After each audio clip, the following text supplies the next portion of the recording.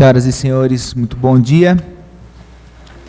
Em cumprimento o artigo 48 da Lei Complementar 101/2000 e artigo 9º, parágrafo 5º da Lei de Responsabilidade Fiscal, daremos início agora à audiência pública referente ao demonstrativo de avaliação e cumprimento de metas fiscais do primeiro quadrimestre do ano de 2016. Eu faço questão de registrar a presença do nobre vereador José Fernando Barbieri, sempre prestigiando as audiências públicas desta Comissão de Finanças.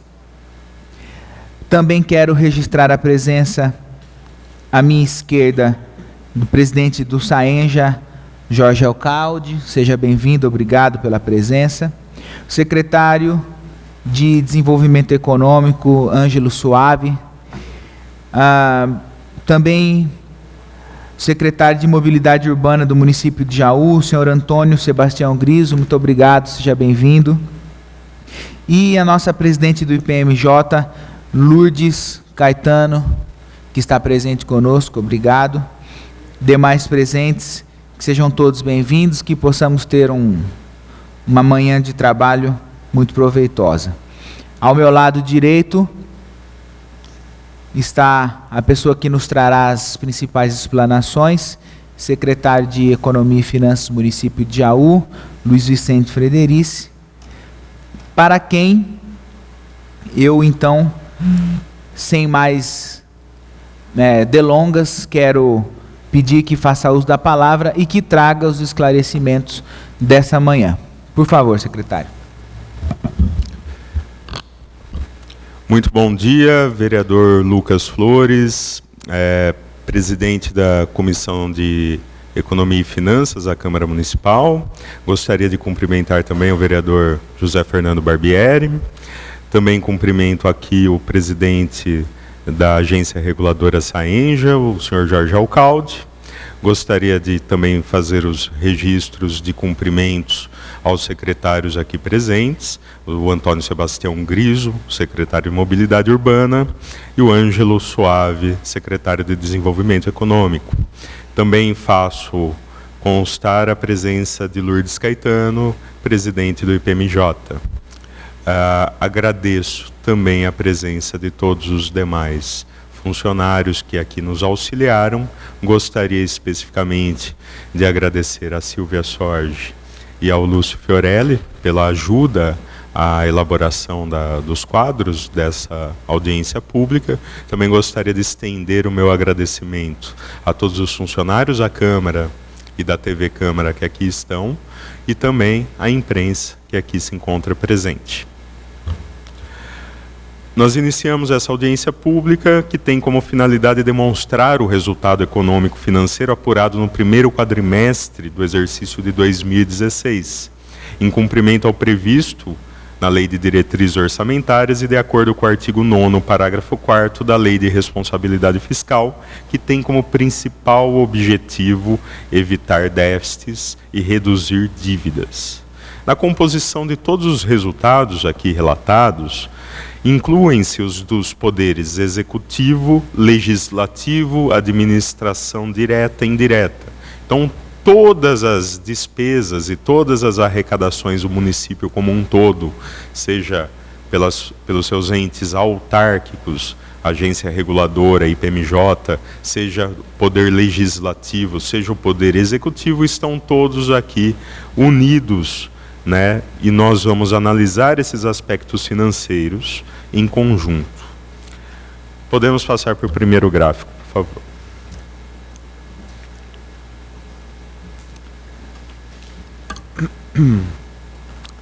No gráfico 1 nós vemos a receita arrecadada e a sua diferenciação entre receita prevista e aquela que efetivamente foi exercitada no primeiro quadrimestre. A receita prevista é de R$ 414.765.000, prevista na totalidade do ano, no orçamento anual de 2016. A arrecadada até o presente momento é de R$ 116.541.778. havendo uma diferença entre o previsto e o efetivamente arrecadado de R$ 298.223.222. Ou seja, nós arrecadamos 28,10% daquilo que foi previsto para o ano de 2016.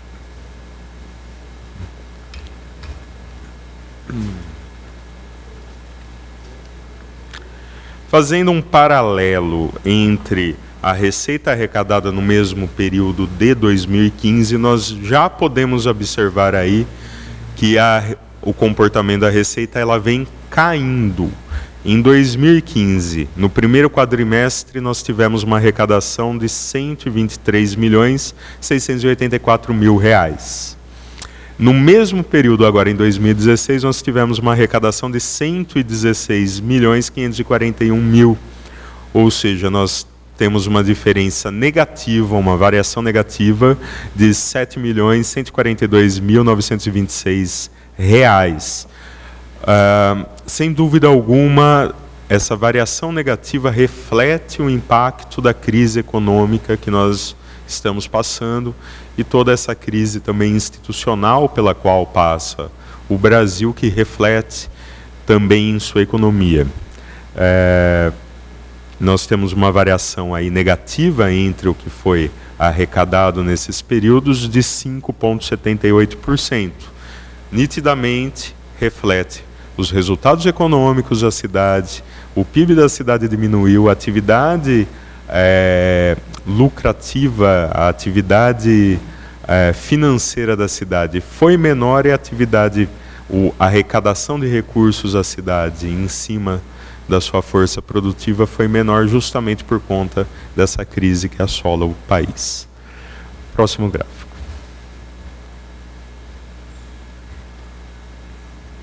Nesse gráfico nós fazemos um comparativo mensal 2015 e 2016.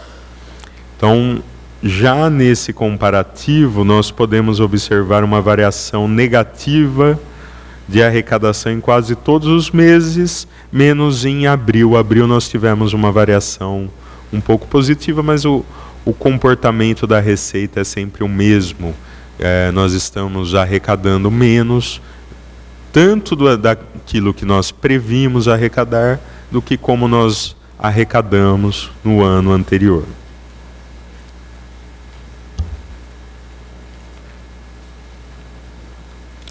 Nós fizemos um destaque das principais receitas arrecadadas. Como sempre, o município tem as suas principais receitas, aquelas derivadas das transferências constitucionais. O Fundeb, aí representando 15% das nossas receitas, um valor de 17 milhões de reais. O ICMS representando um pouco menos, 14%, no valor de 16.783.000 reais. O FPM representando 12,51%, no valor de 14.973.000. O IPVA representando 12% exatamente, num valor de quase 14 milhões de reais. Em suma, essas arrecadações, que são as transferências constitucionais, configuram a maior parte do bolo de arrecadação do município. Apenas para se ter uma ideia, o IPTU representou 6,15%, pouco mais de 7 milhões de reais de arrecadação nesse período. O ISS também um pouco, quase 7 milhões de reais, 5,86%. E o ITBI, 1,56%, quase 2 milhões de reais. Sem dúvida alguma, o município acaba arrecadando aí cerca de quase que, eu diria até que pouco mais de 50% da sua arrecadação se deu por conta das transferências e receitas diversas. Comparativo entre essas mesmas receitas no ano de 2015 e 2016, para a gente poder verificar essa evolução. O ICMS aumentou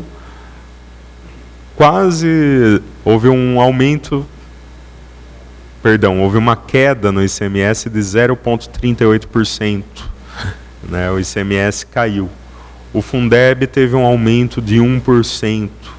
O FPM teve um aumento de 25%, que foi por conta do aumento do valor adicionado, né, da população. Né? Houve, segundo o IBGE, a população de Jaú aumentou e houve uma reclassificação com relação ao FPM, e a partir dessa reclassificação o município começou a arrecadar um pouco mais dentro desse bolo que é formado pelo FPM. O IPTU teve um aumento aí de quase 26%. Nós tivemos também aumento no IPVA. Na Santa Casa nós recebemos a transferência de alguns valores aqui pela gestão plena da Santa Casa. Nós tivemos uma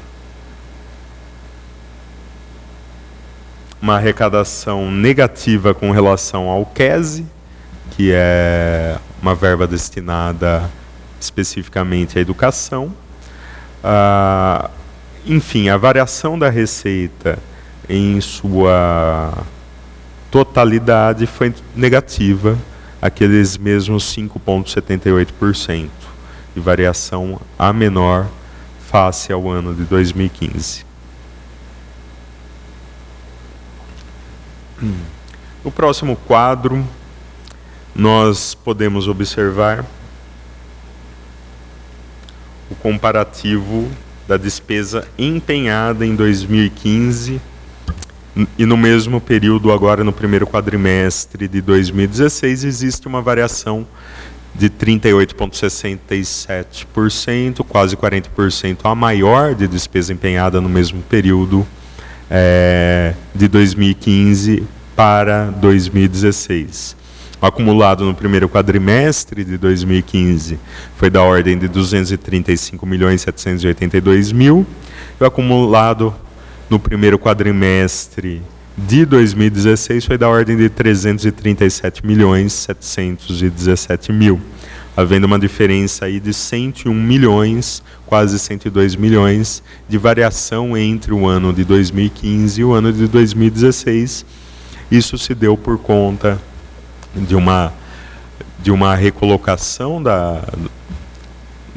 das finanças públicas, onde nós acabamos por empenhar e liquidar já no início do ano a grande parte das despesas do ano todo, né? Cito aí a folha de pagamento, que foi ela em sua totalidade já empenhada nesse primeiro quadrimestre.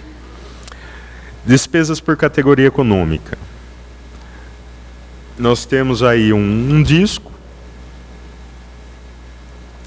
onde é muito perceptível a observarmos que pessoal em cargos sociais configura uma grande parte do bolo, que as despesas, juntamente com as despesas correntes, porque são também despesas correntes, constituem a maior parte das despesas hoje do município, ou seja, o município ele gasta com o seu custeio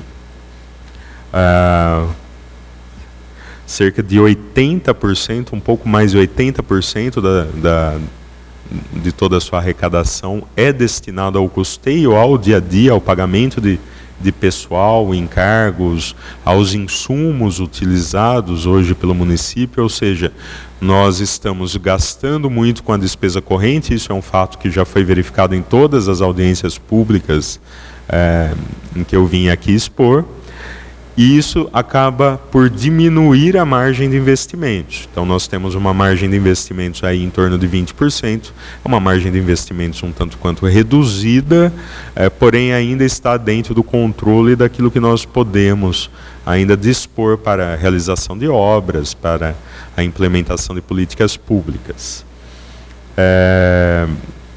Dessa forma, pessoal em encargos, nós temos aqui uma previsão de despesa de 116 milhões.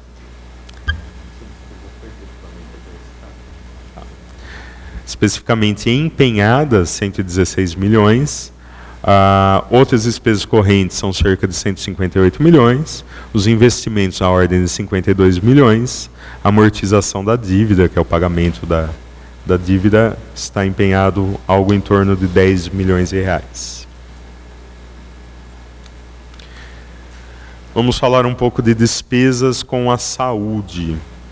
Nós temos hoje empenhado 56, quase 57 milhões de reais, ou seja, 75,04% da despesa, da receita arrecadada está empenhado na saúde. Liquidado, que é quando essa obrigação já foi efetivamente constituída e a nota fiscal efetivamente já chegou, os produtos foram efetivamente entregues, os serviços foram efetivamente prestados e está pendendo o pagamento. 35,27%, ou seja, 26 milhões, quase 27 milhões, pago 21,99%, quase 17 milhões de reais nesse primeiro quadrimestre. Despesa com saúde custeada com recursos estaduais e municipais, nós temos empenhado 44 milhões, liquidado 35 milhões e pago efetivamente quase 15 milhões de reais. A aplicação acumulada em ações de saúde correspondeu ao montante de R$ 101.120.295 reais efetivamente empenhados até 2016.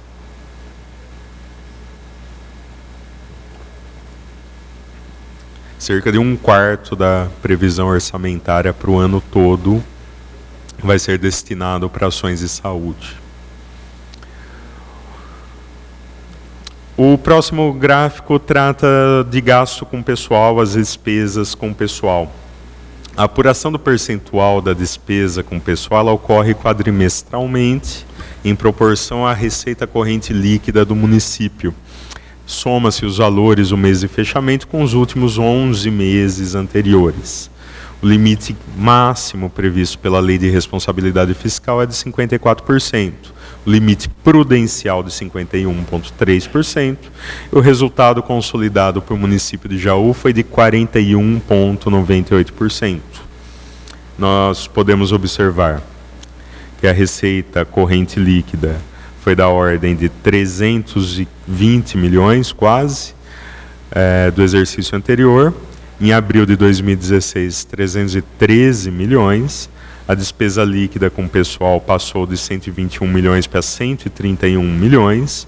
O nosso gasto de pessoal passou de 38,06% no quadrimestre de 2000, no exercício anterior, para esse quadrimestre em 2016 e 41,98%.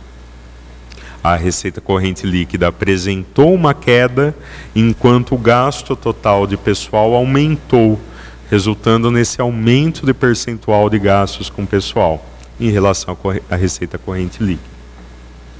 Próximo gráfico.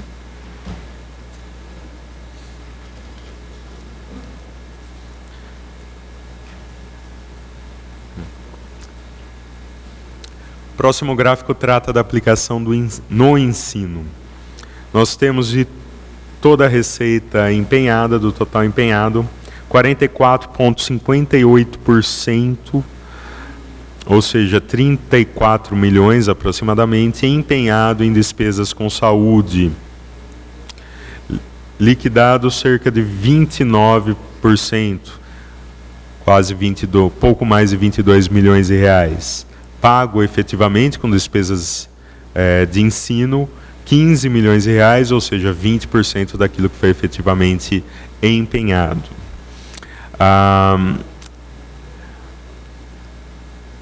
Isso com recursos próprios. Com recursos do Estado e da União, nós empenhamos 52 milhões de reais, liquidamos 11.449.962 reais e 44 centavos e pagamos efetivamente 6.163.545 reais e 99 centavos em recursos da União.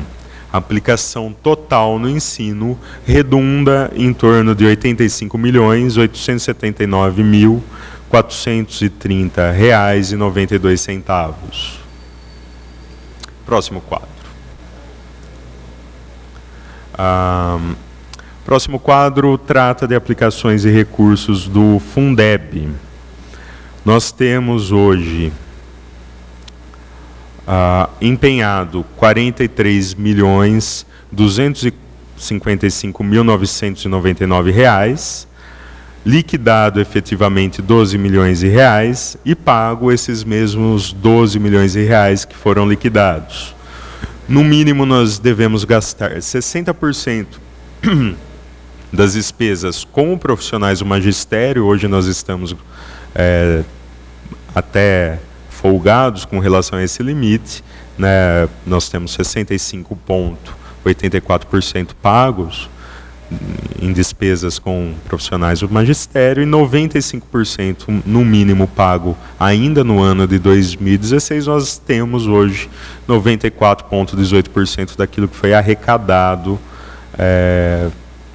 pago dentro do exercício. O recurso do Fundeb está sendo alocado integralmente para o pagamento de salários de profissionais do magistério e do grupo de apoio, bem como todos os encargos patronais, ou seja, o Fundeb hoje está direcionado única e exclusivamente para fazer folha de pagamento do ensino.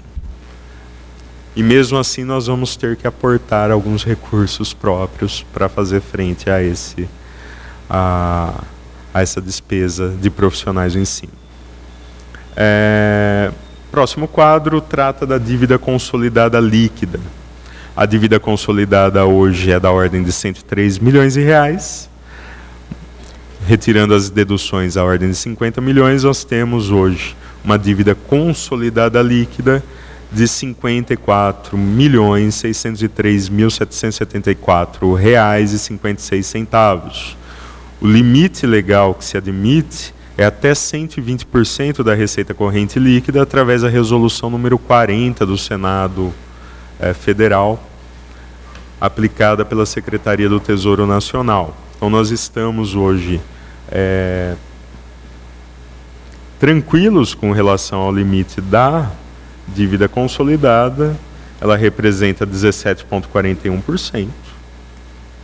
Nós temos uma folga ainda de mais de 100% aí. O município ainda não está endividado e não tem preocupação com esse tipo de endividamento. A receita corrente líquida hoje ela é da ordem de R$ 313.623.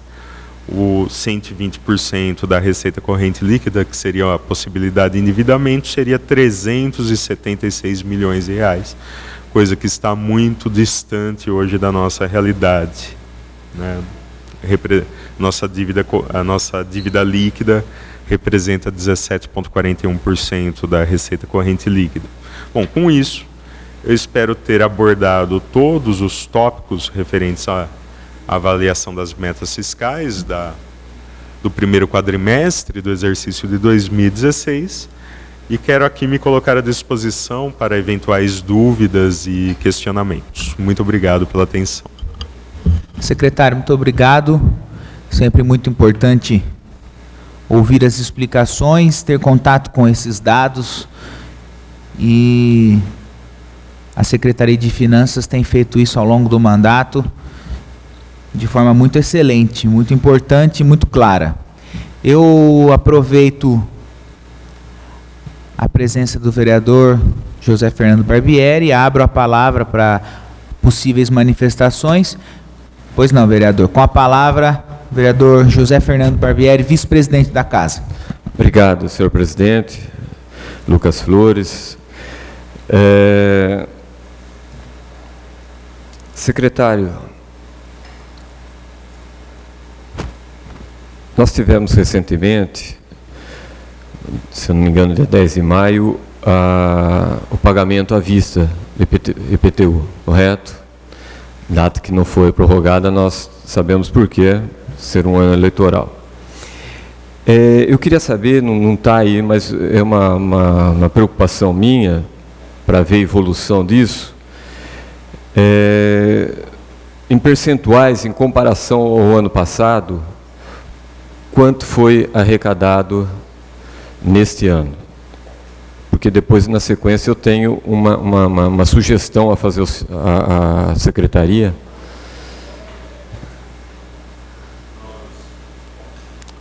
Vereador, nós tivemos um incremento na arrecadação de IPTU.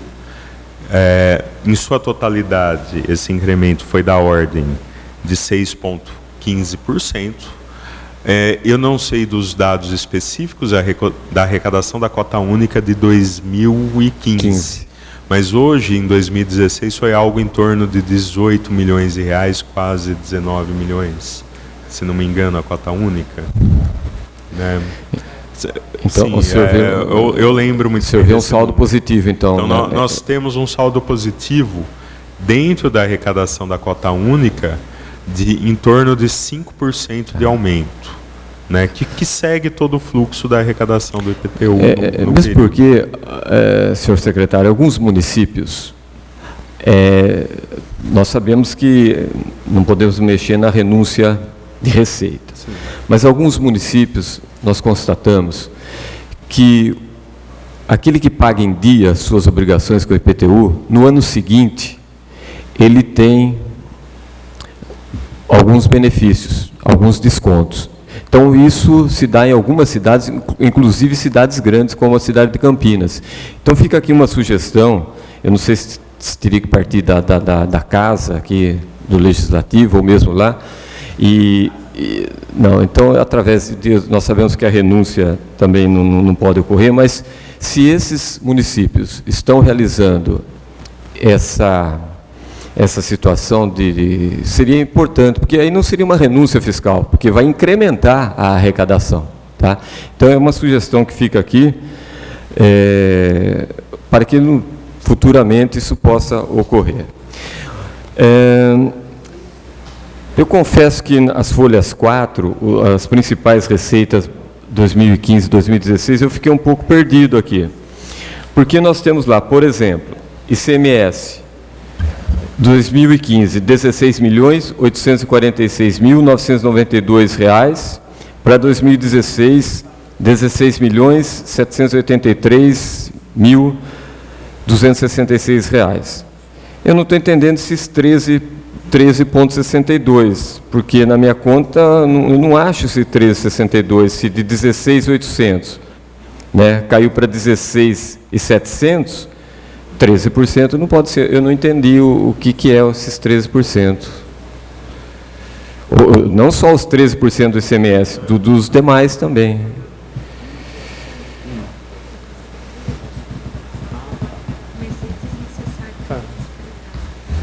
Sim, esse 13% é com relação ao total arrecadado naquele período, que quando foi montada essa coluna, infelizmente essa coluna não era para... Quando foi colado os dados de 2015 e 2016, a coluna do percentual não era para estar aí. Mas esse 13% é em relação ao total arrecadado. Em a sua totalidade. Então, se você vê aqui os 123 milhões, seria 13% em relação aos 16 milhões, em relação aos 123 milhões. Tá, então ele era para não estar. Tá, agora entendi. Uma outra situação que me preocupa muito... Só uma observação com relação a essa questão dos benefícios do IPTU em dia. Logicamente que para esse ano não podemos fazer essa implementação, mas como sugestão aos vereadores que estão aqui presentes, Lucas Flores e Fernando Barbieri, em fazer uma indicação ao município conjunta dos dois vereadores aqui, inclusive, se possível, colacionando a legislação do município de Campinas, como ideia e sugestão para que nós possamos implementar esse tipo de política pública de incentivo fiscal. Então fica aqui a dica para assim, movimentarem essa questão dentro do município, para a gente poder até fazer uma análise mais apurada com relação a essa questão. Okay. É importante deixar muito claro que a ideia é válida no sentido de nós sabermos que talvez seja possível. mas demanda um estudo de impacto orçamentário. À medida que você, mesmo que esteja incentivando a prática de um pagamento em dia, perde um percentual significativo da receita. A Prefeitura, a Secretaria de Finanças, precisa apresentar dentro de um estudo de impacto orçamentário de onde possivelmente arrecadaria o que vai ser frustrado. Então é uma questão bastante técnica e complicada, mas se essa casa pode se pronunciar através de uma indicação, possivelmente assim o faremos, sabendo de todos os desafios enfrentados pela Secretaria de Finanças a partir dessa indicação. Perfeito. Eu acho que melhor que ninguém, que a própria Secretaria, de fazer esse estudo, né? Porque eles têm dados estatísticos ano a ano para sabermos como que isso funciona na prática, o pagamento em cota única, né, com 10% de desconto. Então, há um estudo a ser feito, eu acho que a Secretaria seria a mais competente para tal. Eu agradeço. A respeito das folhas 5, que o custeio, o senhor mencionou, e bate nesses valores, né, chegando a 80%, e tudo indica que esse custeio está em tendência em aumentar, porque as coisas são criadas e o custeio é uma coisa que não para. Isso me preocupa, secretário, porque a pergunta que eu faço é a seguinte: onde ficarão os investimentos? Daqui a pouco isso está batendo nos 80%. Daqui a pouco isso vai subir. A tendência é essa, nunca diminuir, né? Então eu fico bastante preocupado com os investimentos. Eu não sei o que deve ser criado, né? Isso eu não estou falando só na nossa cidade, no nosso município, mas isso é uma tendência, acho que, de todas as cidades do nosso país, em estar aumentando, a tendência é aumentar o custeio. Então, é uma preocupação nossa, não sei se o senhor também já tem essa preocupação, deve ter, né, secretário? Olha, é uma preocupação diária, principalmente quando a gente vai fazer nosso planejamento, elaborar as principais peças orçamentárias, já avisando o orçamento para o ano que vem e possivelmente os próximos, essa tendência. A receita cai, o custeio aumenta. Logo, a tendência de que o município se endivide é muito grande. Então, assim, a atenção aos gastos e ao custeio é redobrada, principalmente nesse momento de crise em que a arrecadação está caindo. De um ano para o outro ela diminui, ela encolhe. Então, isso é gravíssimo.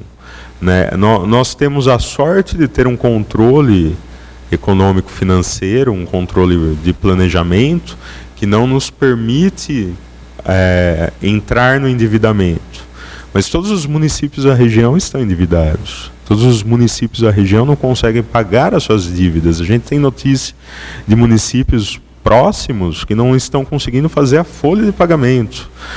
Que tiveram agora no dissídio uma briga, uma disputa acirrada com os funcionários por não conseguir chegar num acordo, né, com relação até mesmo à inflação.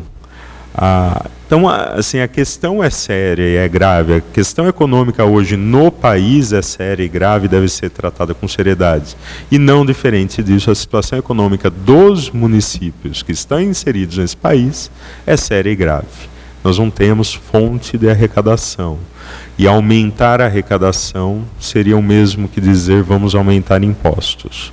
Não é o momento para isso, de modo algum. Ninguém vai cometer uma loucura dessa, uma insanidade dessa. Mas a situação, infelizmente, é grave. Não há uma outra saída para o município se não começar, caso não haja uma mudança, uma reviravolta econômica, quando falamos em Brasil, quando falamos em mundo, se não houver uma estabilidade econômica, os municípios já estão sentindo. Vão sentir mais. A maioria dos municípios brasileiros estão hoje à beira da falência.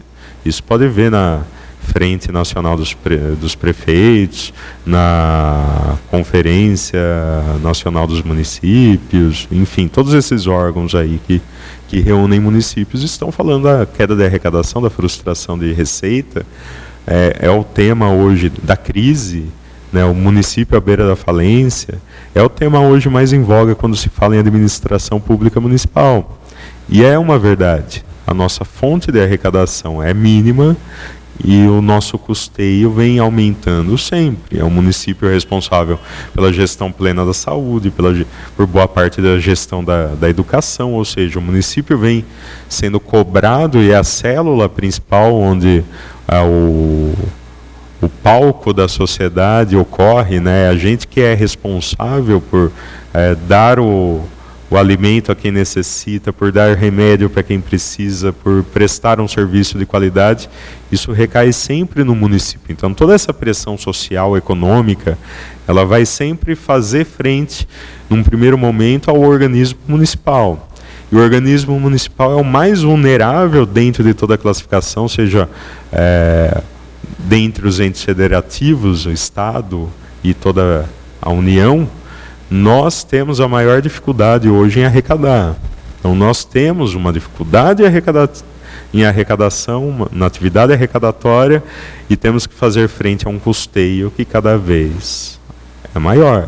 Cada vez o ser humano tem mais necessidades. É o princípio da economia, eu sempre brinco, que a máxima da economia é a lei da escassez, né?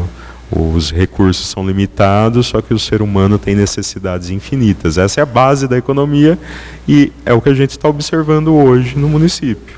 As necessidades são muitas, mas os recursos para fazerem frente a essa necessidade são poucos, estão diminuindo. Em direção a isso que o senhor está narrando, nós temos aí gasto com pessoal 41,98, 42 hoje. O prudente seria 51 e o teto 54, né? Qual o número que essa administração pegou em percentuais em 2013? Lembra?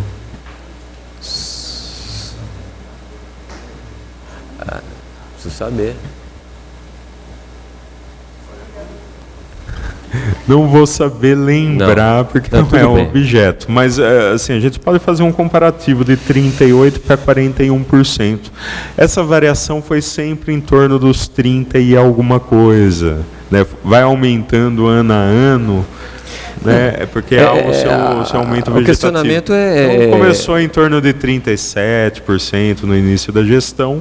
Hoje nós estamos com 41,98% por dois fatores preponderantes. O primeiro é o crescimento vegetativo da folha. A folha por si só ela varia ano a ano, em razão dos anuênios e das a pergunta foi justamente por causa disso. O vereador Lucas ficou meio chateado, mas é por causa porque é vegetativo. É vegetativo. Ele, né? É vegetativo. Exatamente. Então isso não vai parar logo. Os matemáticos atuariais eles vão assim descrever o cálculo com maiores minúcias, mas assim todo ano há incorporações, há o crescimento dos salários e encargos, tem o dissídio. Então tem uma série de fatores que por si só fazem com que a folha aumente.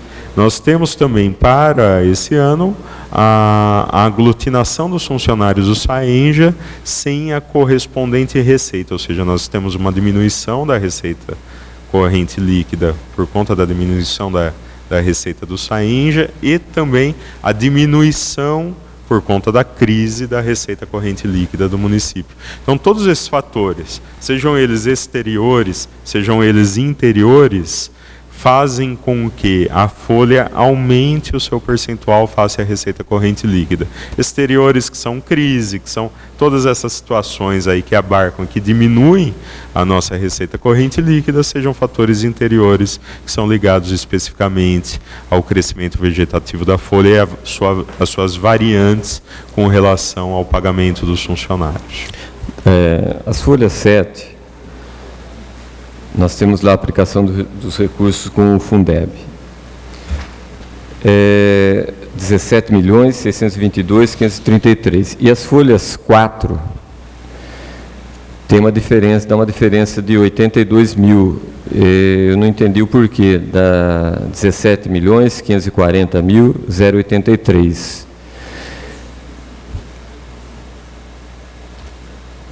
O rendimento essa variação é o rendimento da conta bancária. Ah, tá. De investimento. Ok. E por final, só para... nós sabemos, já estivemos conversando com o senhor, eu quero aproveitar a oportunidade. A Prefeitura está fazendo um pagamento junto à Caixa Econômica Federal do FGTS. Continua fazendo esse pagamento, está em dia? Qual a situação que está com... Sim, nós temos aqui uma contratação, inclusive de uma auditoria, para a verificação dos FGTS passados.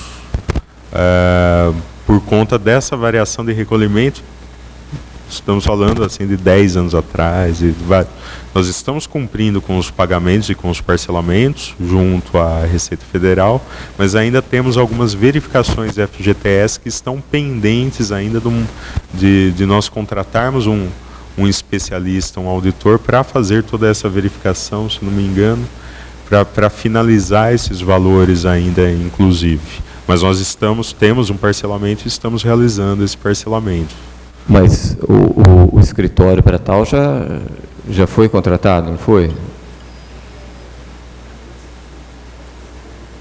Nós já fizemos as cotações. Havia um escritório contratado que realizou já um trabalho que rendeu já um parcelamento. Agora existe um trabalho complementar com relação ao FGTS, que ainda pende uma contratação no escritório para fazer toda essa verificação. Ok, obrigado. Obrigado, senhor presidente.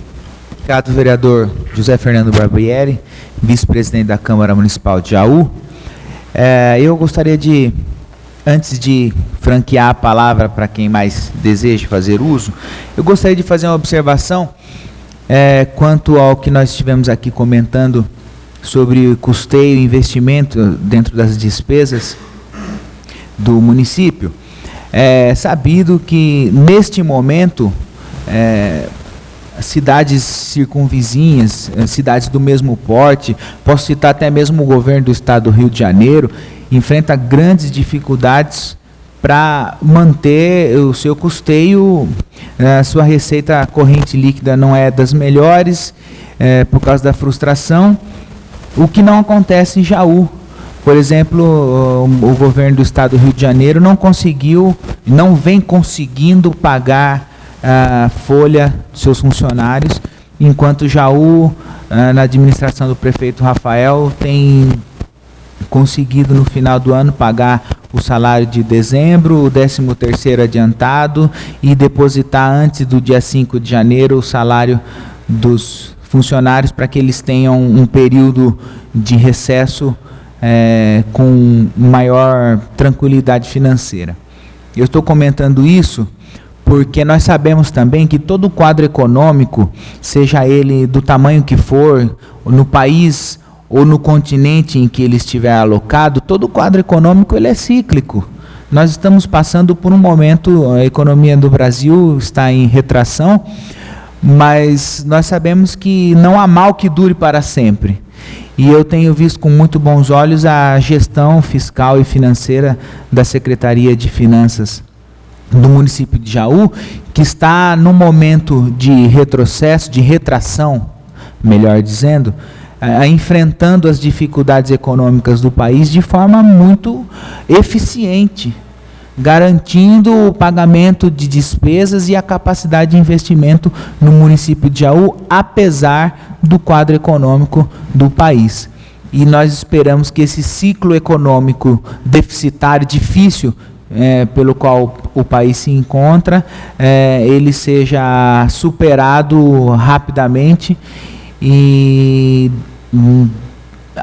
tão logo ele seja superado e não tenhamos mais uma frustração de receita expressiva como estamos tendo agora nesse momento de retrocesso econômico, o município de Jaú terá a capacidade de aumentar o seu poder, aumentar ainda mais o seu poder de investimento, porque nós estamos vendo aí que a cidade hoje se transformou num canteiro de obras e existem muitas obras de investimento sendo concluídas agora no ano de 2016, como já foi em 2015, 2014 e também até mesmo no primeiro ano desse governo, em 2013, entregando mais de 1.200 casas, por exemplo. Então é importante lembrar que todo o quadro econômico, independente do seu tamanho, ele é cíclico e que esse momento de retração na economia do país também há de passar. Mas eu quero parabenizar a Secretaria de Finanças, que tem conduzido os trabalhos e conduzido os cofres do município de Jaú de uma forma a permitir que nós não tenhamos que fechar serviços públicos, não tenhamos que parcelar folha de pagamento, nós tenhamos a capacidade de garantir os direitos dos trabalhadores e os direitos da assistência do município de Jaú 100% até aqui. Eu quero registrar a presença agora, nessa altura da audiência, do nosso secretário de esporte, que é o Celso Vec. Muito bem-vindo, prazer recebê-lo aqui nessa casa. E quero continuar franqueando a palavra está aberta para a manifestação ou da imprensa ou do público presente, dos senhores secretários. Se alguém desejar fazer uso da palavra.